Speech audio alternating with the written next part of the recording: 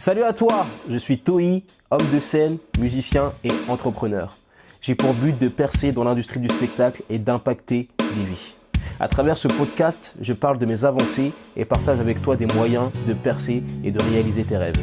On parle de développement personnel, de stratégie pour réussir et de lifestyle. Bonne écoute.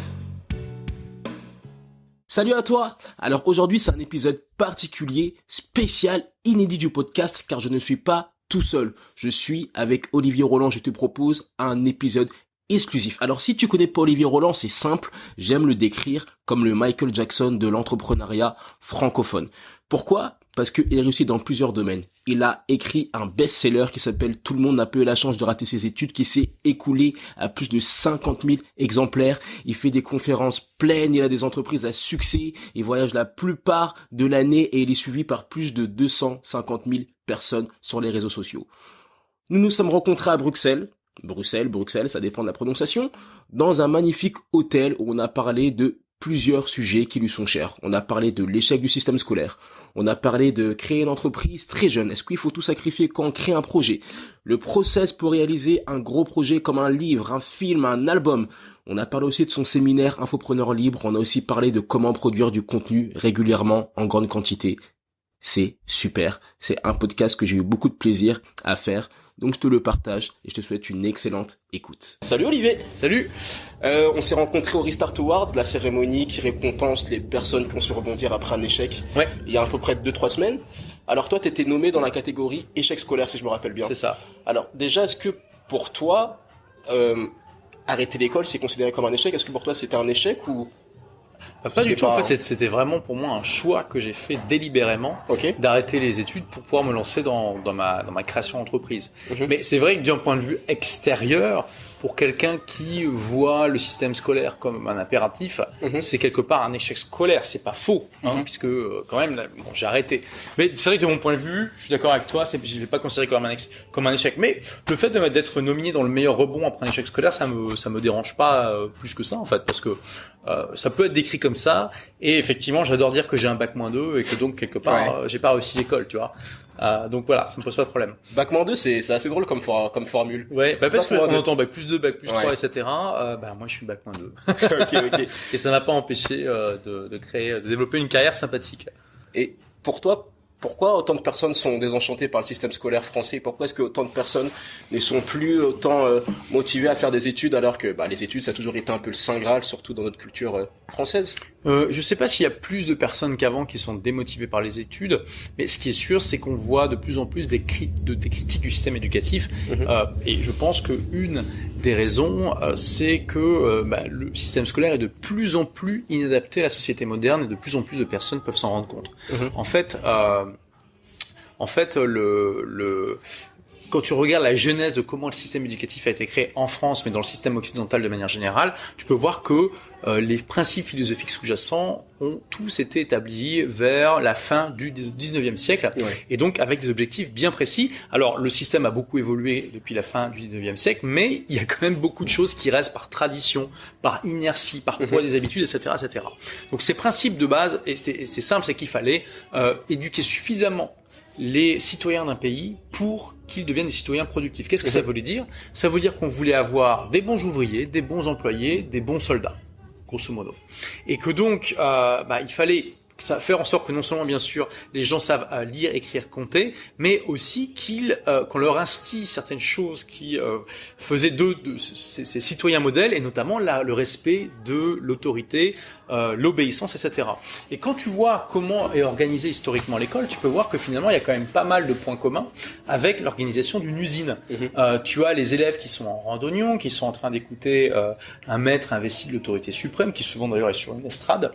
Il y a les heures de cours qui sont délimitées par des sonneries.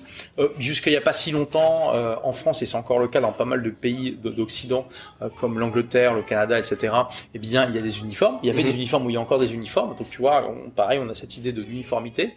Et au final, c'était très bien pour la fin du 19e siècle et une bonne partie du 20e siècle.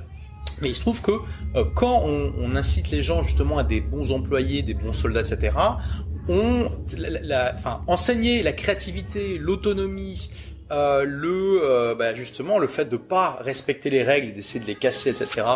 Et puis l'entrepreneuriat, c'est pas du tout des compétences qui sont souhaitées, recherchées et encore moins enseignées. Or, aujourd'hui, au XXIe siècle, on se retrouve dans un siècle où finalement, pour la première fois, on peut pas prédire avec certitude à quelqu'un que son métier existera encore dans 20 ou 30 ans. C'est vrai. Et en tout cas, on peut se dire que s'il existe encore dans 20 ou 30 ans, sans doute qu'il aura été profondément modifié par l'irruption de nouvelles technologies. Au moment où on tourne ce podcast, on est en 2018, ça veut dire qu'il y a 20 ans, on était en 1998. Il faut quand même se rendre compte qu'il y a 20 ans, Internet c'était tout juste en train de débarquer dans les foyers, il n'y avait pas encore le haut débit. Les mobiles venaient juste d'arriver aussi. Les smartphones, laisse tomber, c'était 10 ans après, donc on n'y était pas du tout. Carrément. Et je veux dire, il faut quand même se rendre compte de ça. Nous, il y a 20 ans, on était déjà dans un monde très différent de celui d'aujourd'hui. Il y a énormément de métiers qui existaient il y a 20 ans et qui soit n'existent plus aujourd'hui, soit ont été profondément chamboulés par l'éruption des nouvelles technologies. Et je veux dire, tous ceux qui peuvent se rappeler, qui ont des souvenirs d'il y a 20 ans, faites cet exercice simple. Posez-vous la question, qu'est-ce que j'avais comme objet technologique il y a 20 ans? Comme téléphone, ordinateur, télévision, moyen d'écouter de la musique, etc. Et dites-vous, est-ce que je pourrais aujourd'hui l'offrir sans que ça soit considéré à quelqu'un, sans que ça soit considéré comme une blague ou une insulte? Non. Or, il y a 20 ans, on trouvait toutes ces technologies complètement ultra top. Or, on peut faire le parallèle avec ce qu'on a aujourd'hui. Tous les objets technologiques qui vous entourent et que vous trouvez incroyables, dans 20 ans, vous aurez la même vision sur eux que ce que vous avez aujourd'hui sur les objets que vous aviez il y a 20 ans. Et donc, tous ces objets qui vont arriver dans les 20 prochaines années, qui vont être tellement mieux, et y compris des objets qu'on ne peut même pas imaginer aujourd'hui, tu vois. Il y avait très peu de personnes qui auraient pu imaginer les smartphones en 1998. C'est sûr. Donc voilà, tous ces objets-là vont profondément, à nouveau, changer, disrupter notre vie, nos habitudes et les métiers. Donc le 21e siècle, c'est justement le siècle où on a besoin de gens qui sont créatifs, autonomes, qui ont une démarche d'entrepreneur, et parce que voilà aussi on va vers une ubérisation de l'économie, c'est-à-dire que clairement on va vers une société, il y aura de plus en plus d'indépendants, de plus en plus de gens qui veulent travailler à leur compte, qui aiment la liberté, et aussi s'adaptent à une économie où finalement c'est ça aussi que c'est là où il va y avoir le meilleur réservoir d'opportunités. Donc je pense qu'il y a de plus en plus de gens qui voient qu'il y a cette inadéquation. L'école finalement se concentre encore aujourd'hui sur l'enseignement d'un savoir cristallisé qui souvent est déjà obsolète au moment même où il est enseigné, en fait. Tu vois, moi par exemple, la première entreprise que j'ai créée à 19 ans, c'est une entreprise d'informatique. Heureusement que j'ai pas attendu que l'école m'enseigne l'informatique. Je serais encore en train d'attendre aujourd'hui. J'ai appris l'informatique par moi-même. J'ai acheté mon premier ordinateur à 15 ans. C'était un des meilleurs investissements de ma vie. Et je me suis formé tout seul. Et ça m'a permis de développer des compétences suffisantes pour devenir prestataire informatique à l'âge de 19 ans. Tu vois. Donc, il y a des tas de compétences comme ça qui sont extrêmement importantes dans le monde moderne et qui sont malheureusement pas enseignées à l'école. Un autre exemple simple. On peut passer 20 ans de sa vie sur les bancs de l'école et jamais on nous apprend à apprendre. La méthodologie d'apprendre. C'est quand même aberrant quand on est mensuel. Mais comment tu expliques ça, tu vois? Comment tu expliques ça? Or, en plus, il y a eu des découvertes des neurosciences dans les dernières décennies qui ont prouvé qu'il y a certaines méthodes d'apprentissage qui sont plus efficaces que d'autres, certaines techniques qui sont plus efficaces que d'autres. Quasiment aucune n'est utilisée à l'école aujourd'hui. L'école, non seulement est archaïque dans l'enseignement qu'elle donne, dans sa doctrine, dans sa visée philosophique, mais aussi dans les outils qu'elle utilise et sa pédagogie. Et c'est ça qui est incroyable. Et tout le monde n'a pas forcément une conscience claire de ça, mais en tout cas, de nombreux gens ressentent ça à un degré plus ou moins fort. Et je veux dire, on s'est tous posé la question quand on était en cours mais ok, on apprend ça, mais concrètement, ça va me servir à quoi dans la vie, tu vois? Et ça aussi, tu vois, c'est le problème, c'est que non seulement il y a ce savoir qui est obsolète, mais aussi des choses qui finalement sont pas adaptées au monde moderne, quoi. Et il y a aussi, tu vois, donc non seulement on n'apprend pas à apprendre, et il y a tellement de jeunes, tu vois, qui sortent du système scolaire avec un diplôme ou sans diplôme, peu importe, et qui se disent ça y est, c'est bon. Ils se disent même pas consciemment, c'est inconscient. Inconsciemment, ils pensent qu'ils n'auront plus jamais besoin d'apprendre de leur vie. C'est bon, ils vont faire des sous, tout va bien aller, ils auront leur argent jusqu'à la retraite, c'est parfait. Et ils n'ont pas le réflexe de lire des bouquins pratiques, ils n'ont pas le réflexe de faire des formations, ils n'ont pas le réflexe de se dire c'est super important que je me forme tout au long de ma vie de manière continue. Or, pareil, Je veux dire, on voit qu'on est dans une époque de l'histoire où tout va extrêmement vite. Il y a Ray Kurzweil qui est un penseur très influent aux États-Unis qui aujourd'hui est notamment responsable de créer l'intelligence artificielle chez Google, qui dit que le 21e siècle sera l'équivalent de 3 20e siècles en termes d'avancée technologique. C'est incroyable. Donc je veux dire, moi par exemple, j'ai connu mon arrière-grand-mère qui est décédée en 2006, elle était née en 1906, elle a vécu 100 ans. Imagine tout ce qu'elle a 1906-2006, elle m'a dit, tu sais Olivier, quand j'étais petite, dans mon village, j'ai été je crois que j'avais, je sais plus, elle m'a dit 7 ans, un truc comme ça, donc ça devait être en 1913. Elle m'a dit, j'ai vu pour la première fois une voiture sans chevaux passer dans mon petit village à Erly, j'ai été le dire à la maîtresse, elle m'a pas cru, je me suis fait punir.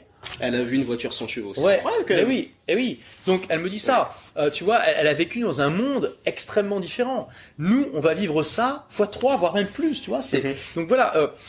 On peut pas se contenter de ce qu'on a appris à l'école. Il faut vraiment apprendre tout au long de sa vie. Sinon, on va juste se faire disrupter. Imaginez les gens qui n'ont pas pris le virage de l'informatique aujourd'hui, à quel point ils sont complètement largués dans la société. Et on en connaît tous des personnes d'un certain âge qui n'ont pas pris le virage de l'informatique, qui sont aujourd'hui véritablement handicapés. Ils font partie de ce que j'appelle les nouveaux analphabètes. C'est-à-dire, ce sont des gens qui, malheureusement, ont raté un virage très important et qui aujourd'hui ont des lacunes dans quelque chose qui est aussi important que l'écriture et la lecture, et qui ont le même handicap que, par exemple, les analphabètes de la fin du 19e siècle, qui faisaient partie de 10% des 10% de la population française qui savait pas lire et écrire, et qui du coup étaient dépendantes d'autres personnes, de gens qui savent, des scribes, pour faire à peu près tout ce que permettent l'écriture, voilà. Et c'est fou ça, parce que tu sais, récemment, je parlais avec des médecins, avec des enseignants, ils me disaient que que ça faisait 30 ans qu'ils faisaient le même travail, mais que du coup, aujourd'hui, on leur demandait de faire des choses avec des slides, avec des PowerPoint, avec plein de choses, et qu'ils étaient complètement perdus, qu'ils savaient pas comment s'adapter. Tu vois, donc même les personnes qui ont fait 20 ans d'études et qui sont dans le même travail d'aujourd'hui doivent se remettre en cause aujourd'hui, et beaucoup ne le font pas malheureusement. Oui, et pour les profs, alors je dis ça de manière un peu provocante, mais c'est la réalité. La vérité, c'est qu'aujourd'hui, alors c'est une très bonne nouvelle pour les élèves, c'est que l'époque où quand vous aviez un mauvais prof dans une matière, c'était fini, vous étiez coincé avec ce mauvais prof et puis vous pouvez rien faire, elle est révolue. Aujourd'hui, vous pouvez trouver des cours sur n'importe quel sujet sur YouTube et ailleurs, et en fait, il y a une véritable compétition entre les plus grandes écoles pour filmer les cours de leurs meilleurs profs et les mettre en ligne. Donc tous les profs aujourd'hui, ils se rendent pas compte, mais il y a une sélection naturelle qui est en cours. Et les meilleurs profs, vraiment les meilleurs profs, c'est-à-dire ceux qui savent vraiment être bons à la fois dans le contenu enseigné, mais aussi leur pédagogie, eh bien, ils vont être en compétition avec les profs normaux et les profs mauvais. Et en plus, ils vont avoir le pouvoir d'internet, c'est-à-dire que leurs cours vont être disponibles sur le web, que chacun y aura accès. Et c'est aujourd'hui une excellente manière pour les élèves de complémenter les cours qu'ils ont de manière physique. Mais c'est drôle, j'aimerais rebondir sur un truc que tu as dit que l'école, fallait se remettre en cause, etc. J'ai vu beaucoup d'entrepreneurs, surtout personnes du milieu politique, retourner dans les études peut-être 20 ans après avoir terminé. Est-ce que toi qui as arrêté l'école, est-ce que tu te verrais remettre tes fesses sur le banc de la fac ou d'une école aujourd'hui ou écoute, pourquoi pas. Moi, ma réponse instinctive est non. Après, moi, je suis très curieux, j'adore apprendre, j'adore tester de nouvelles expériences. Sache que juste pour le fun, quand j'avais, je crois que ça faisait 4 ou 5 ans, j'avais créé ma première boîte, j'ai pris des cours du soir au CNAM, mais vraiment pour le fun, parce que j'avais envie d'explorer un petit peu ce monde-là. J'avais envie de prendre des cours, donc j'ai pris des cours, alors là, qui étaient peu intéressants pour ma boîte. J'ai pris des cours de sociologie, ça m'a permis de faire une enquête de sociologie à Peugeot, qui était un de mes clients à l'époque. Voilà, c'était plus pour le fun. J'ai quand même pris des cours de marketing, ça m'a permis d'être sûr à 2000% que les cours de marketing enseignés dans ce genre de cursus ne servent absolument à rien dans une boîte concrète, tu vois. Mais c'est vraiment complètement inutile. J'ai appris beaucoup plus en formant moi-même sur le web, en achetant des formations en ligne d'Américains notamment, de choses concrètes, alors que au final, dans mes cours du marketing du CNAM, j'ai appris des formules statistiques théoriques dont je me sers jamais, et des trucs finalement que j'ai complètement oubliés. Donc j'ai quand même fait un cours très intéressant et pratique.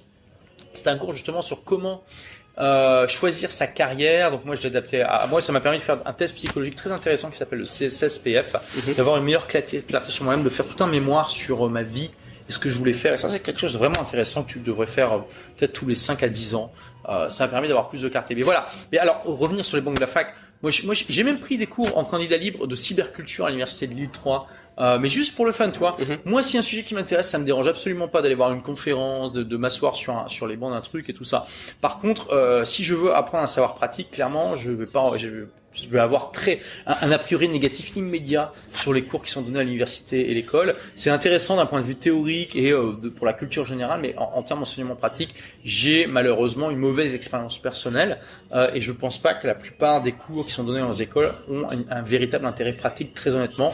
Je pense que pour la plupart d'entre eux, on peut en apprendre autant en lisant un bon bouquin et surtout en créant une boîte derrière et puis en essayant d'appliquer soi-même les choses qu'on apprend en fait, tout simplement. Donc c'est ça qui t'a motivé à créer ta boîte à 19 ans ou c'est autre chose? Parce que bon, tu sais, quand les gens arrêtent de faire des études, en général ils vont prendre directement un travail, ils vont prendre un travail avec un salaire, avec un patron, etc. Toi t'as fait l'inverse de beaucoup de personnes, t'as décidé de créer ta boîte. Est-ce que c'est ça qui t'a motivé à la créer? Alors en fait moi j'ai décidé de créer mon entreprise aussi jeune parce que en fait vraiment je m'ennuyais comme un rat mort à l'école. J'étais très timide en fait quand j'étais adolescent, un vrai geek. Notamment j'avais très peur de parler aux femmes et comme beaucoup de gens timides finalement l'univers d'informatique ça représentait un peu pour moi une sorte d'échappatoire, une sorte de planche de salut parce que c'est un univers fascinant, complexe avec énormément de choses à explorer mais qui requiert pas d'interaction humaine. Tu vois. Donc ça m'a permis, donc je te dis j'ai acheté mon premier ordinateur à 15 ans et ça m'a permis de développer rapidement des compétences que la plupart des gens avaient pas. Alors quand je dis que j'étais timide, j'étais pas non plus asocial, j'avais quand même quelques amis. Et avec un ami, on s'est rendu compte que en fait, on dépannait régulièrement des problèmes informatiques que d'autres trouvaient insurmontables et que nous on résolvait d'un claquement de doigts. Et on s'est posé la question, on s'est dit pourquoi on ne gagnerait pas de l'argent avec ça? Et là, on a été malin. On aurait pu se dire bon allez c'est bon, on arrête l'école, on bosse sur notre projet pendant un an, on fait un business plan et puis on démarre. Mais non, on s'est dit c'est trop compliqué, on va pas faire ça. Tu vois. On s'est dit tiens. Est-ce qu'on pourrait pas passer une annonce dans un journal d'annonce locale et voir ce que ça donne? Donc c'est ce qu'on a fait. On a passé une petite annonce dans un journal d'annonce locale. C'était en 99, c'était encore en francs. On a investi à l'époque 60 francs et on a fait 60 francs, c'est combien en euros? Moi je suis né en 94. Ça fait 10 euros à peu près. 10 euros. Okay. Et on a eu quelque chose, mais c'est 10 euros de l'époque, ça valait plus qu'aujourd'hui. Et on a fait quelque chose comme 5000 francs de vente en un mois, donc c'est à peu près, je sais pas, un peu moins de 1000 euros, tu vois, un peu moins de 1000 euros, peut-être 800 euros, quelque chose comme ça. Donc moi, tu vois, j'avais 50 francs, donc j'avais 10 euros d'argent de poche par semaine. J'ai fait waouh, tu vois. Donc ce test sur le terrain m'a montré que c'était pas juste un rêve, c'était pas juste un projet qui paraissait génial sur le papier mais qui collait pas à la réalité. Non, j'ai vu les clients, j'ai pu les dépanner, ils étaient contents, ils m'ont donné de l'argent dans mes mains. Et j'ai pu voir que concrètement, je pouvais gagner ma vie avec ça, tu vois. Donc t'as pu te lancer directement, t'as pas attendu que tous les astres soient alignés, que tu t'as commencé Lean, quoi, en gros. Bah exactement. Alors Lean Startup n'existait pas à l'époque. Hein. Ça a été, je crois que le bouquin Lean Startup est sorti en 2010, quelque chose comme ça, peut-être 2008. Donc j'ai fait du Lean Startup avant que ça soit inventé et sans le savoir. Donc mais c'est ça, le Lean Startup, ça consiste à trouver le produit minimum viable, vraiment la version minimale de produit que tu peux mettre sur le terrain le plus vite possible et de le tester en conditions réelles pour voir ce que ça donne. C'est ça qui m'a donné la confiance pour arrêter l'école. Mais aussi le fait que voilà, j'étais extrêmement démotivé à l'école au point où je me suis fait convoquer par le directeur qui m'a dit que j'étais tellement démotivé que j'ai motivé les profs. Hein, c'était à ce niveau-là. T'as réussi à démotiver les profs. Ah oui, il m'a dit. Alors attends, il m'a convoqué dans son bureau. Tu vois, j'imagine le truc solennel et tout ça. Il me dit voilà Olivier, il faut qu'on parle. Ok. Asseyez-vous. Et voilà, il me dit vous êtes tellement démotivé que vous démotivez les profs. Il y a des profs, ils ne veulent plus aller en cours quand vous êtes en salle de classe. Pourtant, t'étais pas un élève perturbant. Enfin, perturbateur. Non, mais en fait, tu m'aurais vu, c'est vrai que tu m'aurais vu à l'époque, j'étais affalé sur ma table, je dormais en cours, enfin, j'étais complètement démotivé. Et ce qui est incroyable, tu vois, c'est aussi le message que j'essaie de faire passer pour pour tous les gens qui sont dans ce genre de situation, qui sentent finalement une certaine apathie, une certaine démotivation, c'est que ça n'augure rien de l'avenir parce que quelques mois plus tard, ce même Olivier qui était tellement démotivé, qui finalement il aspirait l'énergie des autres, il était devenu inarrêtable. J'avais le feu sacré parce que j'étais ultra motivé par mon projet. Je voyais une montagne en face de moi, je fonçais dedans, je faisais un trou, tu vois, la Tex Avery, tu vois, et ça qui est incroyable. Il s'est passé que quelques mois, j'étais la même personne, mais au final, j'étais plus la même personne. Parce que j'avais trouvé donc un projet qui me passionnait, mais qui me challengeait, que j'avais vraiment envie de réussir et j'ai tout donné pour réussir.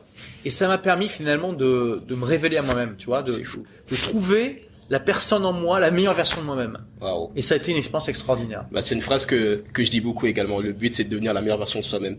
Ouais. Mais on se remet dans le contexte. Tu as 19 ans. Donc 19 ans, c'est un peu... j'ai 18 ans quand j'arrête l'école. Je bosse un an sur le projet et je crée ma boîte à 19, ouais. Donc avant tes 20 ans, tu te mets déjà dans l'entreprise, enfin dans l'entrepreneuriat, t'as déjà beaucoup de projets, alors qu'à 20 ans, on est souvent dans le délire d'aller en boîte de nuit, de sortir, d'avoir des copines, de chiller, etc. Ça aussi, ouais, t'as fait ça aussi. Ouais. Mais du coup, est-ce que pour toi, il faut se priver de tout ça, de notre jeunesse, quand on veut réussir un projet, ou est-ce qu'il y a quand même des moyens de... Écoute, j'ai pas eu l'impression de me priver au début, honnêtement. Au bout de quelques années, j'en ai eu marre de bosser 60-70 heures par semaine, oui. Mais franchement, c'est tellement extraordinaire de créer sa boîte si jeune. C'est une aventure tellement passionnante que jamais, pour rien au monde, je changerais ça. C'était vraiment extraordinaire. Et au début, t'es tout feu tout flamme, tu vois. T'as pas l'impression que c'est du travail. Au contraire, c'est passionnant. Surtout quand je voyais ce que mes amis faisaient à l'époque. Ça m'a pas empêché d'avoir une copine, d'expérimenter divers trucs, cool. de faire un peu le fou, tu vois, de vivre ma jeunesse quand même, tu vois. Et au contraire, avec justement cette aura que tout de suite m'a donné, parce que attends, j'avais 19 ans, j'étais entrepreneur, tu vois. Tout de suite, j'étais aux yeux de plein de gens, j'étais pas pareil, tu vois, c'était un truc de fou. Il y a des gens qui avaient 20 ans de plus que moi, qui rêvaient depuis des années de devenir entrepreneur, qui avaient jamais franchi le pas, et moi j'étais un petit gringalet là, avec encore plein d'acné et tout ça. Ben oui, exactement. J'avais vraiment l'air d'un geek et tout, on voyait bien que j'étais pas ultra confiant en moi, et malgré tout je le faisais, et ça hallucinait plein de gens, donc j'avais aussi le respect quand même de pas mal de personnes. Et du coup maintenant, on est en 98-99. Est-ce que en 99, et je démarre la boîte en 2000, Donc disons à peu près 20 ans plus tard, est-ce que aujourd'hui tu considères que tu dois te priver, ou est-ce que tu arrives quand même à avoir une vie privée, je sais pas aujourd'hui je me prive parce que tu sais, il y a plein de personnes, je peux penser à Elon Musk, je peux penser à Steve Jobs, tu vois, des entrepreneurs qui ont dû sacrifier par exemple une vie de famille ou une vie de couple ou plein de choses pour être focus sur leur projet. Est-ce que tu as trouvé une façon de pas faire ça, ou c'est compliqué pour toi? Écoute, moi, j'ai absolument je fais plus de sacrifices aujourd'hui. Enfin, on en fait toujours, donc je peux pas vraiment dire ça, mais disons que voilà, comme je t'ai dit au début, j'étais tout feu tout flamme, peu importait le nombre d'heures que je travaillais.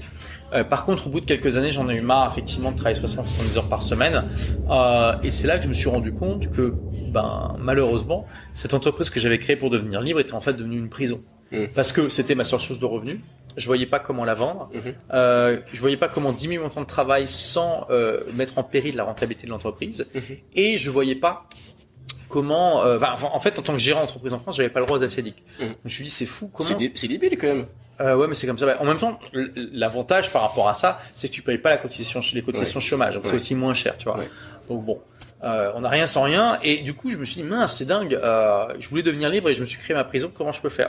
Et j'ai cherché une solution pendant plusieurs années, je l'ai trouvé quelques années plus tard, et en lisant notamment le livre La semaine de 4 heures de Tim Ferriss, qui m'a vraiment mis une énorme baffe, et ça m'a motivé à lancer mon business sur le web. Et aujourd'hui je suis heureux de dire, donc j'ai vendu ma première boîte et mon entreprise actuelle. Je suis heureux de dire que elle est au service de ma vie plutôt que ma vie soit au service de mon entreprise, tu vois. J'inspire des centaines de milliers de personnes chaque mois. Je voyage plus de 6 mois par an parce que toute ma boîte est dans le cloud. Quand je voyage, je suis entre 10 à 15 heures de travail par semaine.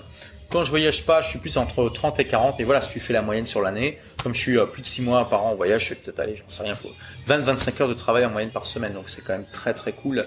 Et puis ça me permet d'aller dans les endroits les plus incroyables de la planète, de rencontrer des gens fascinants et incroyables. Là, je veux dire, on est à Bruxelles ici. C'est incroyable. Et là, je veux dire juste le dernier mois, j'étais à Dubaï. J'ai fait le Portugal, la France et la Belgique. Et là, juste après, je vais au Maroc, à Marrakech demain. Donc voilà, ça c'est ma vie et j'adore. Et j'ai maintenant des amis dans le monde entier. Je trouve ça extraordinaire. Et c'est beau ce que tu dis. J'aimerais rebondir sur le fait que le livre qui t'a vraiment marqué, c'est La semaine de 4 heures de Tim Ferriss. Maintenant, t'es un peu le gars qui fait toutes les préfaces de Tim Ferriss. En français, En français, c'est quand même top. C'est beau niveau symbolique. C'est tout à fait. J'étais très content symboliquement de faire ça pour son livre. Dans le tout premier, c'était le livre Les outils des Titans. Un des géants. En français, Tools of Titans en anglais. Et j'ai trouvé ça extraordinaire parce que c'était quelque chose comme presque 10 ans après que j'ai démarré mon premier blog 9 ans après que j'ai démarré mon premier blog grâce à la semaine de 4 heures. C'était vraiment, je trouvais ça beau symboliquement, effectivement, que je devienne le préfacier français de Tim Ferriss. Et donc voilà, je suis très content, c'est une sorte de boucle qui a bouclé, Donc maintenant, le prochain défi, c'est que la version anglaise de mon bouquin, j'aimerais que ça soit préfacé par Tim Ferriss. Ça va être beaucoup plus chaud, on va pas se mentir. Lui, il est plus difficile à joindre, je pense. C'est clair. Mais donc, on va essayer, et puis ça serait beau, mais en tout cas, je suis déjà très content du chemin parcouru. Mais il a inspiré beaucoup de personnes, tu sais. Mais moi, j'ai écrit un e-book. Tu vois, je me suis dit, on va écrire un e-book. et je l'appelais le week-end de 7 jours, tu vois, en référence directe à Tim Ferriss. Ouais. Et il y a plein de personnes, j'entends souvent que les entrepreneurs sont inspirés par Tim Ferriss et il a dû changer la vie de beaucoup de personnes. Oui, parce qu'il propose dans son livre finalement une approche de l'entrepreneuriat qui est très très différente de celle que on voit habituellement. Et moi, je veux dire, je l'ai lu en un week-end, il a complètement changé ma vision d'un métier que je pratiquais depuis 8 ans, c'est celui d'entrepreneur. Mais tiens, on va parler de livre. Ton livre, Tout le monde n'a pas eu la chance de rater ses études, qui est un succès. Je crois qu'il y a plus de 250 000 exemplaires qui ont été vendus. Non, 50 000 en 18 mois, ce qui est déjà énorme parce que en France, pour avoir un best-seller, il faut 10 000 exemplaires. C'est 10 000 wow, donc t'as x5. x5, c'est incroyable. Un an et demi, c'est pas mal. Ouais. Et du coup, à la conférence, il y a 2 jours, là, j'avais entendu que t'avais mis plus de 4 ans à l'écrire. Oui, tout à fait. Comment est-ce que tu fais pour garder la motivation d'être sur un projet pendant 4 années? Tu vois, c'est peut-être plus long que certains films. Ouais. Comment tu fais pour rester rigoureux pendant 4 ans? Alors honnêtement, avec le recul, j'aurais pu l'écrire en un temps un peu plus court quand même. Mais écoute, ça a été mon bébé, mon projet c'était vraiment un projet de création artistique. Tu vois, quand j'ai décidé d'écrire ce livre, je savais pertinemment que j'allais avoir un coup d'opportunité important dans ma boîte. Ouais. Parce que finalement, pourquoi j'ai décidé d'écrire ce livre, c'est que je me suis rendu compte que, j'étais arrivé dans un niveau, si tu veux, de succès avec ma boîte qui était incroyable, quoi. J'ai gagné plus d'argent que tout ce que j'aurais pu rêver. J'étais libre au point de pouvoir voyager 6 mois par an. J'inspirais à l'époque des dizaines de milliers de personnes. Je me suis dit, waouh, c'est incroyable, mais du coup, quelle est la prochaine étape?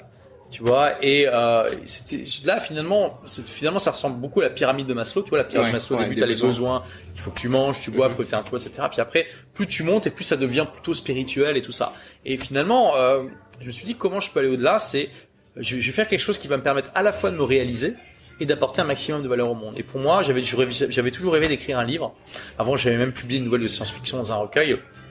Et je me suis dit, je vais écrire mon chef-d'œuvre en fait, tout simplement. Je vais me réaliser à travers ça et apporter un maximum de valeur au monde. Même si il est très loin d'être parfait. Là aujourd'hui, je travaille sur la 2e édition et j'apporte pas mal de corrections. Mais voilà, en tout cas, j'ai tout donné pour écrire ce livre et c'est ça qui m'a porté finalement tout au long de ces 4 ans. C'était vraiment un projet qui m'a extrêmement motivé, que j'ai adoré faire et je suis extrêmement content des résultats et de l'impact que j'ai aujourd'hui grâce à ce livre. Et c'était quoi le process un peu pour écrire ce livre? Est-ce que tu te réveillais le matin et tu... Très bonne question. Donc l'objectif, si tu veux, dès le début, pour moi, c'était d'écrire 1000 mots par jour. Ok. Donc le livre fait 230 000 mots et j'ai mis 4 ans à l'écrire. Donc je te laisse calculer si j'ai réussi souvent ce défi ou pas. Je suis très nul en maths, j'ai fait L, mais visiblement ça doit pas être ça. Ouais, non. Tu vois, là, si tu fais 1000 mots par jour et que tu as 230 000 mots, ça fait 230 jours. Dans 4 ans, dans 4 ans, il y a plus de 1000 jours. Donc, tu peux voir que j'ai complètement échoué dans cet objectif de faire 1000 mots par jour. Il y a des moments où peut-être pendant un mois, j'ai pas écrit du tout. Je procrastinais et tout ça. Je te dis, j'aurais pu l'écrire plus vite avec le recul. Mais voilà, je lisais aussi beaucoup. J'ai fait beaucoup de recherches. Tu sais, il y a plus de 400 références scientifiques dans ce livre, quand même. J'ai vraiment, j'ai laissé infuser parfois les idées, tu vois. Il y a eu des moments où vraiment j'ai procrastiné, où j'avais d'autres priorités, etc. Parce que quand je dis 4 ans, c'était pas 4 ans en temps complet, bien sûr. Hein. J'avais ma boîte à gérer, mes voyages à faire, etc., etc. Mais voilà. Donc, j'avais pas un vrai processus dans les faits. J'écrivais quand j'écrivais. Il y a eu un moment quand même dans ces 4 ans où j'étais le plus productif et étrangement, c'est aussi le moment où j'ai été le plus détendu, où j'ai pu faire des milliards d'autres choses, mais justement parce que j'avais une vraie routine, des vraies habitudes.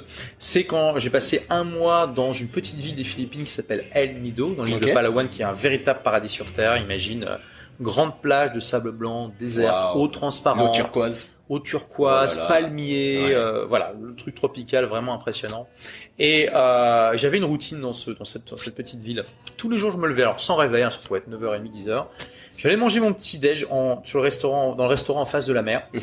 Et après avoir mangé mon petit déj, je faisais mes 1000 mots par jour. Point barre, je faisais rien avant, quoi qu'il arrive, 1000 mots par jour. Je faisais rien avant. Et une fois que j'avais fait mes 1000 mots, alors ça pouvait prendre 1 heure, 2 heures, peu importe, eh bien, je prenais quelque chose comme 30 minutes pour travailler. Donc typiquement, je répondais à mes emails. Et après, j'étais libre pour le reste de la journée. Et c'est le seul moment finalement dans tous mes 4 ans où j'ai réussi à faire mes 1000 mots par jour de manière constante, puisque pendant ces 30 jours j'ai fait 30 000 mots. Donc tu te rends compte, ça fait quelque chose comme 15% à peu près, entre 10 et 15% du nombre de mots total du livre en un mois sur les 4 ans. Donc c'était extrêmement productif. Et ce qui est fou, c'est qu'en même temps je me suis extrêmement amusé dans cet endroit. J'ai exploré les Philippines, on a été faire du camping dans des îles désertes, j'ai passé mon niveau 2 de plongée, j'ai fêté mon anniversaire. Enfin, je me suis fait plein d'amis. Enfin, c'était extraordinaire. Ouais. Et voilà, donc ça aussi, d'ailleurs, j'aime bien donner cette période comme exemple de comment tu peux être productif en mettant en place justement, en mettant en place des habitudes et aussi en ayant quelque chose qui te remplit en dehors du travail. Ouais. Tu vois, en ayant quelque chose qui fait que t'es vraiment ultra impatient de fermer ton ordinateur. Parce que du coup, t'as envie d'être productif sur ton ordinateur. T'as pas envie d'aller voir chez toi toute la journée. Voilà, et t'as pas envie de regarder des vidéos de chat sur Facebook. Tu vois, tu dis non, j'ai autre chose à faire. Là, j'ai une mer bleu turquoise qui m'attend. Ça va être beaucoup plus fun d'être sur la plage que de regarder des vidéos de chat. Tu vois. Donc voilà. Comme quoi, ça peut aller hyper vite. Tous les projets qu'on procrastine, on se dit oui, il me faut 6 ans, il me faut 10 ans pour faire ce film, cet album, ça peut aller hyper vite quoi. En gros, tu sais, c'est un peu ce que je m'étais dit moi pour mon livre, pour le week-end de 7 jours. Je m'étais dit bon, j'ai envie de le faire en 15 jours, comme ça on passe à autre chose. Et du coup tous les matins j'écrivais et je passais à autre chose et du coup ça s'est fait hyper rapidement. Et du coup j'ai appliqué ce que t'apprends de déléguer tout le reste. J'ai délégué la relecture, la mise en page et du coup ça a été publié hyper rapidement quoi. Bah voilà, super. C'est incroyable et ça m'a beaucoup inspiré du coup tout ce que tu disais pour être productif et pour tu vois un peu on peut parler de retraite intelligente hein, tu vois, de s'extirper de tout et de se concentrer vraiment sur le projet que t'as à cœur quoi. Yes. On est dans un hôtel qui est incroyable, c'est un endroit qui est magnifique. C'est là qu'il y a eu ton événement il y a 2 jours. Oui. Voilà, Infopreneur Libre. Ouais. Après, donc c'était sur toute une journée, donc Infopreneur, donc c'est toutes les personnes qui vendent en gros des formations ou du contenu numérique en gros de l'information. Et qui font de l'argent grâce à ça. Et du coup, le but de la journée, c'était d'apprendre, de faire des ateliers, des conférences, pour qu'on soit encore plus libre dans ce qu'on fait. L'après-midi, quand je suis revenu, je suis tombé sur la cérémonie, on peut appeler ça une cérémonie, tu remettais des récompenses un peu aux membres de ta formation, Blogueur Pro. C'est ça, ouais. Qui avait eu des chiffres quand même plutôt intéressants. Ouais. Et en regardant cette cérémonie, je me suis dit, waouh, c'est quand même fou. Le gars a arrêté l'école et tout, et là maintenant on dirait un peu un doyen d'université, tu vois, qui remet des diplômes à la fin d'études. Qu'est-ce que ça t'a évoqué de ce moment-là de voir l'impact que t'as eu? Écoute, moi je me suis pas vu comme un doyen d'université, mais plutôt comme une sorte de coach sportif en fait, qui récompensait les gens qui non seulement avaient appris la théorie, mais surtout l'avaient mis en pratique concrètement et avaient eu des résultats. Ouais. Tu vois, parce que le doyen d'université, le problème c'est que finalement il se préoccupe pas des résultats pratiques que vont avoir ses élèves, tu vois. Il s'occupe de est-ce qu'ils ont passé un examen théorique sur des connaissances théoriques, tu vois. Je récompensais pas le fait d'avoir passé un test. Tu sais, je pourrais facilement faire passer un QCM ou un examen à la fin de ma formation et donner un diplôme ou whatever, tu vois. Mais ça m'intéresse pas. Moi, ce que je veux, c'est que mes élèves ont des résultats. Ouais. Donc, je me suis plutôt vu comme un coach sportif et j'étais fier de voir leurs résultats concrets dans le monde réel. Ouais. Tu vois, la formation que je fais, le Blogueur Pro, c'est pas un truc théorique, où on blablate pendant des heures. C'est vraiment une formation concrète, pas à pas. Les gens regardent un cours, ils appliquent, etc., etc. Et je suis très content de voir que j'ai des élèves qui cartonnent avec ça. D'ailleurs, sauf erreur de ma part, c'était ton premier événement. Premier événement en gros de formation. Alors ça fait déjà depuis 2011, donc ça fait 7 ans que j'organise une rencontre tous les ans avec mes élèves. Donc ça s'était passé la veille, ça tu l'as pas vu parce qu'il y a que mes élèves qui étaient invités. En fait par contre il n'y avait pas de conférence ou quelque chose, c'était juste mes élèves qui se rencontrent. Et c'est la première fois que je fais effectivement un événement où c'est ouvert à d'autres personnes et qui est un véritable événement dans le sens où c'est un minimum structuré, il y avait des speakers, etc., différents moments dans la journée, et voilà. Et pourquoi Bruxelles? Bah écoute, j'avais envie de tester quelque chose de différent. Tous les ans, j'avais fait ça à Paris jusqu'à présent, et je me suis dit, c'est aussi une capitale francophone. C'est juste à côté. Je veux dire, il y a 1h30 de train de Paris, c'est quand même pas la mer à boire. Ouais, carrément. Et puis les Belges étaient très contents. Ouais. Et donc voilà. Puis ça, tu sais, moi j'aime bien aussi faire sortir les gens un peu de leur zone de confort. Donc là, Bruxelles, c'est pas non plus une méga sortie de zone de confort, hein, mais ça permet de sortir un petit peu des sentiers battus, etc. C'est une grande ville et il y a plein de choses à faire. Et puis c'est toujours sympa de passer un petit peu. Carrément. Il y a une autre capitale francophone et t'en as parlé, c'est Kinshasa, du coup, puisque c'est la ville dans laquelle on parle le plus français, il me semble. Ouais.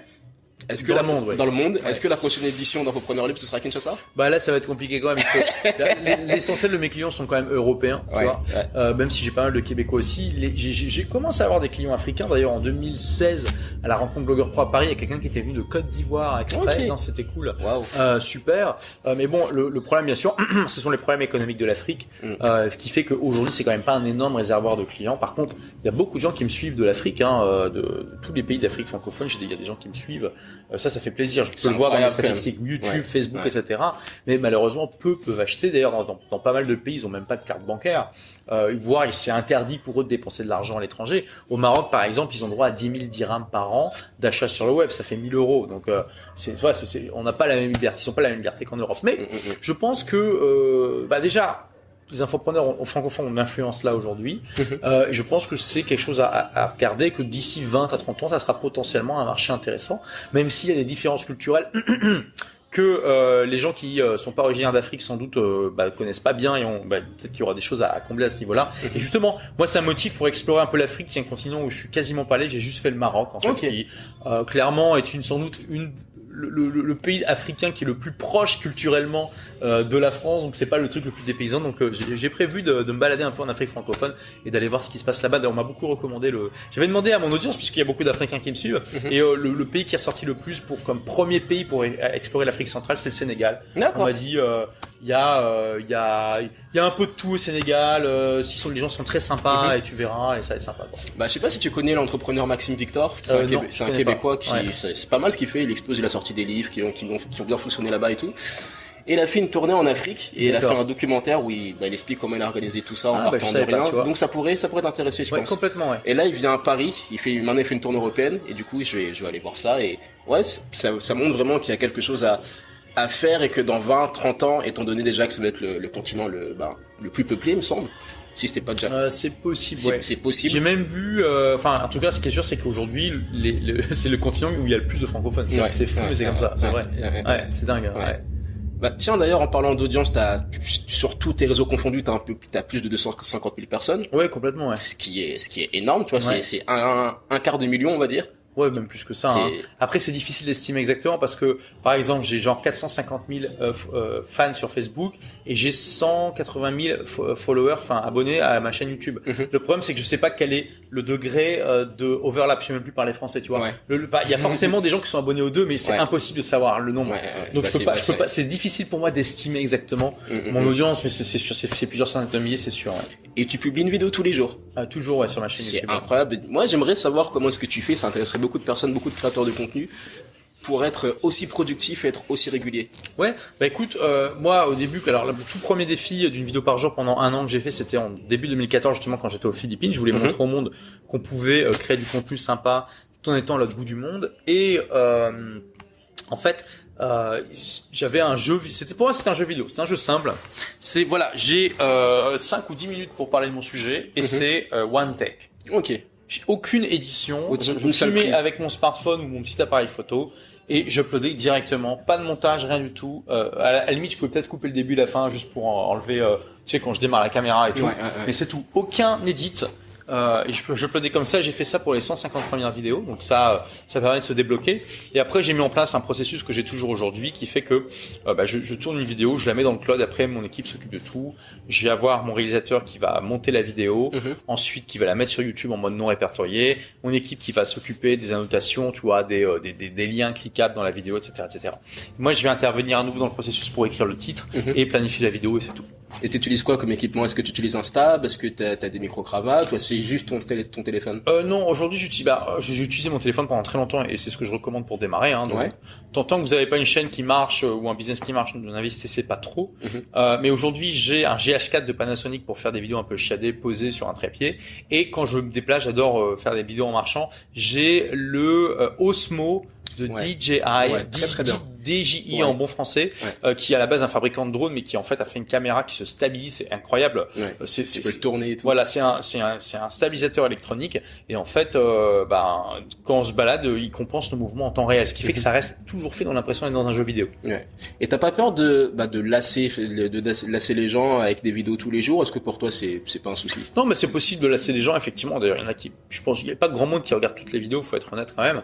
Mais ça permet aussi aux gens de pouvoir de pouvoir choisir dans un grand catalogue de vidéos ce qui se passe, et puis aussi pour moi de multiplier en fait le nombre de points d'entrée potentiels pour des prospects, pour des gens qui veulent me découvrir. Moi, j'aime bien dire qu'à chaque fois que je crée une vidéo, je crée un clone de moi-même qui va travailler pour moi gratuitement pendant les années à venir, tu vois, parce que cette vidéo va systématiquement me rapporter, m'amener des gens, des prospects et des clients sans que je bosse en fait.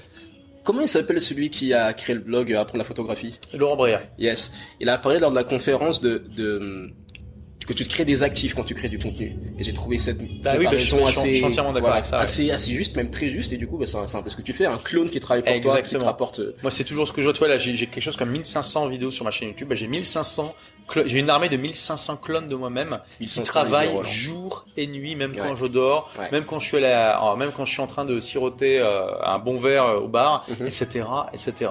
Et donc, je vous pose la question, c'est quelle est l'armée de clones que vous avez créée pour travailler pour vous? T'as oublié le mot rebelle intelligent après de ta question. Souvent, tu dis rebelle intelligent quand tu dis oui, faites ci, faites ça. D'ailleurs, rebelle intelligent, d'où ça devient? Comment est-ce que t'as créé ce... Écoute, j'étais en train de réfléchir à comment je pourrais définir la personne à qui je m'adresse dans mon livre. Tout le monde n'a pas eu la chance de rater ses études. J'ai défini cette personne comme étant quelqu'un qui extérieurement peut avoir tous les signes de succès, donc c'est-à-dire beau diplôme, bac+5 typiquement, beau travail souvent de cadre dans une entreprise, belle maison, belle voiture, conjoint est sympa, etc., etc. Donc extérieurement tout va bien, mais intérieurement en fait cette personne, elle se dessèche de l'intérieur. Elle sent qu'il y a un manque, tu vois, et elle se dit quelque part, mon Dieu, mais si c'est ça réussir sa vie, il y a un problème. On lui a vendu passe sur le plus gros diplôme que tu peux, et puis fais du métro boulot dodo pendant 40 ans et commence à profiter de la vie quand tes plus belles années sont derrière toi. Elle se rend compte que quelque part ça lui correspond pas. Et souvent pour cette personne, l'épanouissement ça passe par la création, que ce soit la création artistique, c'est-à-dire par exemple, je sais pas moi, écrire un livre ou une pièce de théâtre, ou tu vois, voilà, quelque chose comme ça, ou la création de sa propre aventure, de genre faire un tour du monde pendant 1 an, ou la création de sa propre entreprise, tu vois. Et donc, tu vois, j'ai défini cette personne-là, je me dis, mais comment je pourrais l'appeler? Je me suis dit, mais en fait, c'est une personne qui est rebelle, en fait. Elle rentre pas dans le moule imposé par justement le système éducatif d'emploi. C'est pas un bon employé, c'est pas un bon ouvrier. C'est quelqu'un à la base de créatif et qui a envie d'explorer, de créer, tu vois, en dehors des sentiers battus. Et intelligent, c'est justement la personne qui prend conscience de ça et qui va se former, utiliser les bonnes stratégies pour pouvoir vivre cet appel, parce que finalement c'est un appel qu'elle ressent de l'intérieur pleinement. Tiens, d'ailleurs, en parlant de ta chaîne YouTube, est-ce que tu mets de la publicité ou parce que tu monétises? Non, j'ai désactivé les pubs parce que pour moi, ça n'a absolument aucun intérêt de faire ça. Je suis pas ce qu'on appelle un YouTuber, c'est-à-dire je suis pas dans le divertissement. Je me définis comme un You-preneur, c'est-à-dire je suis un entrepreneur qui utilise YouTube. Et pour moi, dès que quelqu'un clique sur une pub, en fait, c'est un prospect de perdu potentiel parce qu'il s'en va. Il clique et il s'en va de mon contenu. Moi, je veux qu'il reste dans mon contenu, qui s'abonne à ma mailing list par exemple pour que je puisse le contacter, etc., etc. Est-ce que c'est un conseil que tu donnerais à des personnes qui créent du contenu de pas mettre de publicité, ou est-ce que c'est chacun fait ce qui est bon pour lui? Si vous avez une démarche de divertissement et de gagner votre vie avec la pub, ce qui demande un trafic gigantesque, laissez la pub. Si vous avez une démarche de youpreneur, donc vraiment de faire en sorte de vendre des produits, désactivez-la. Ok. Et tout à l'heure, tu as parlé un peu de ton entreprise, de ton process, du système que tu as créé. Donc tu n'as pas de salariés, tu n'as pas de bureau, non. Tu fais pas de réunion, tu fais pas de call téléphonique, rien de tout ça. Comment ça, qu'est-ce qui t'a incité à créer ce genre de système, et comment ça se fait que ça fonctionne depuis si longtemps? Donc j'ai conçu mon entreprise autour d'un concept que j'appelle l'entreprise asynchrone, par opposition au modèle synchrone qui était le modèle le seul possible pendant des millénaires et qui aujourd'hui est encore utilisé beaucoup par tradition. Le modèle synchrone requiert, demande, et on fait même quelque chose d'implicite sans pas trop réfléchi, que tous les échanges se font en temps réel. Donc téléphone, réunion, ça implique aussi d'avoir un lieu physique où la plupart des gens sont là en même temps, etc., etc. Mon entreprise est basée autour du concept asynchrone, c'est-à-dire qu'on demande pas aux gens d'échanger en temps réel et même on le décourage activement. Ouais. Donc on fait pas de réunion, pas d'appel téléphonique, on n'a pas besoin d'avoir de lieu physique. Les gens peuvent travailler n'importe où parce qu'ils ont pas besoin d'être sur le même fuseau horaire, etc., etc. Et du coup, les outils qu'on utilise, c'est l'email et surtout un logiciel de gestion de projet. Moi, celui que j'adore, que j'utilise, c'est Asana. A-S-A-N-A. Et voilà, c'est comme ça que je fonctionne avec mon équipe. Ok. Juste avant de te laisser, on arrive à la fin de l'interview, du podcast, de la conversation. J'aimerais te poser 3 petites questions. Vas-y. Quel est le livre que t'offres le plus souvent? J'offre à part le tien. Non, bah oui, alors le mien, j'offre beaucoup, mais bon, j'allais pas le citer quand même. Ouais. Mais, j'offre pas beaucoup de livres finalement, mais j'ai quand même offert la semaine de 4 heures pas mal de fois. Ok. La semaine de 4 heures, et tu l'offres en numérique? Est-ce que tu l'offres en physique? Je l'offre plutôt en physique, c'est quand même mieux en cadeau. Hein. Ouais. Moi, je préfère le numérique, mais c'est vrai que pour offrir, c'est quand même moins, il y a moins de valeur perçue, ça le fait moins, quoi, finalement. Yes. Et s'il y avait une chanson, je sais pas si t'écoutes de la musique un peu. Ouais, carrément. S'il y avait une chanson qui représentait ta philosophie, ton état d'esprit, tout le monde a pas la chance de rater ses études, ce serait laquelle? C'est difficile à dire, mais je dirais, le premier qui me vient en tête, c'est Bohemian Rhapsody de Queen. Ouais. Parce que justement, c'est, une musique qui même encore aujourd'hui, elle sort tellement des sentiers battus, tu vois. Et Freddie Mercury, il l'a conçu justement en puisant son inspiration dans des courants musicaux extrêmement différents. Il y a tout dans ce morceau. Voire même considérés comme opposés. Et alors qu'à la base, c'est un groupe de rock, tu vois, là, il a été prendre justement dans des trucs d'opéra et tout ça, et il a fait un morceau unique, incroyable, en plus d'une longueur aussi qui est largement en dehors des normes.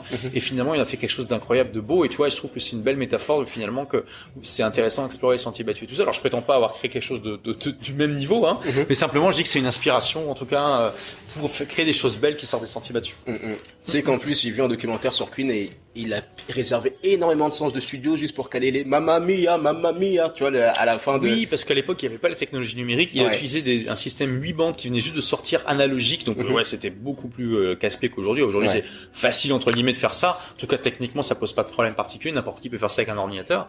Mais à l'époque, c'était pas le cas du tout. D'ailleurs, j'attends avec impatience la sortie du film qui va sortir, je pense, d'ici en décembre.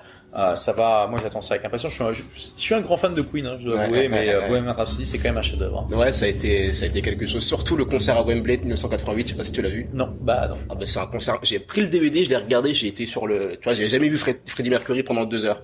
Incroyable ce bonhomme. Yes. Dernière question, disons que voilà, je sais pas pour quelle raison, mais tu as accompli tout ce que tu avais à accomplir, tu as écrit tous les livres, tu as fait le tour du monde encore 1000 fois parce que tu l'as déjà fait plusieurs fois. Et pour une raison ou une autre, je ne sais pas pourquoi, laquelle, mais tout ce que tu as créé disparaît. Il y a plus de tout le monde a la chance de rater ses études, il y a plus de les 3000 vidéos, il y a plus rien.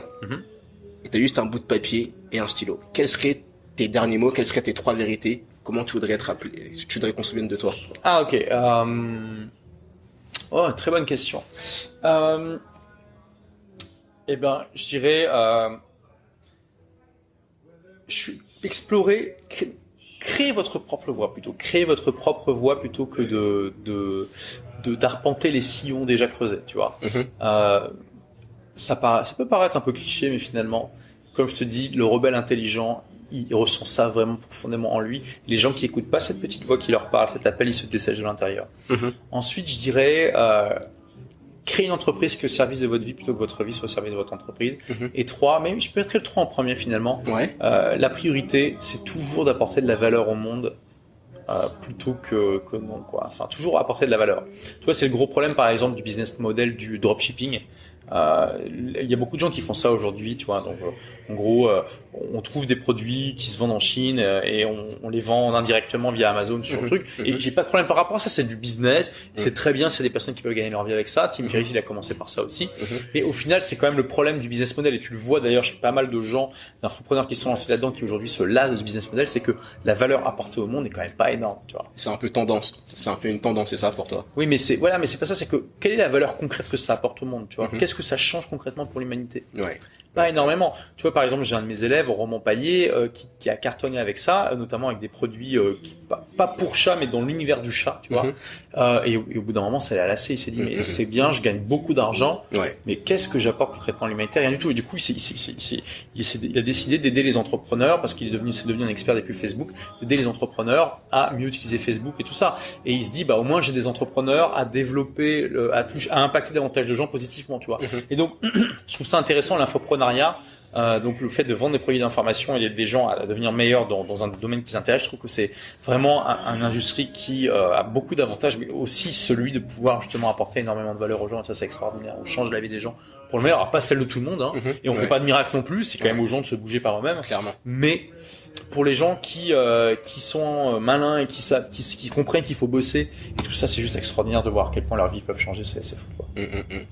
Bon, en tout cas, pour finir ce podcast, Olivier, j'aimerais te féliciter pour avoir osé prendre ton destin en main, osé d'aller à contre-courant de ce qu'attend la société de toi et d'un jeune, et de voilà, il faut faire ci, il faut faire ça, d'avoir créé ta propre route, ta propre histoire, et d'inspirer autant de personnes et de changer la vie d'autant de personnes. Merci beaucoup. Merci à toi de m'avoir invité. Yes. Merci pour ton écoute. J'espère que ce podcast t'a plu. S'il t'a aidé ou inspiré, je t'invite à me laisser une évaluation positive, de préférence, sur ta plateforme d'écoute préférée. À très vite et fais ce que tu as à faire. N'abandonne pas.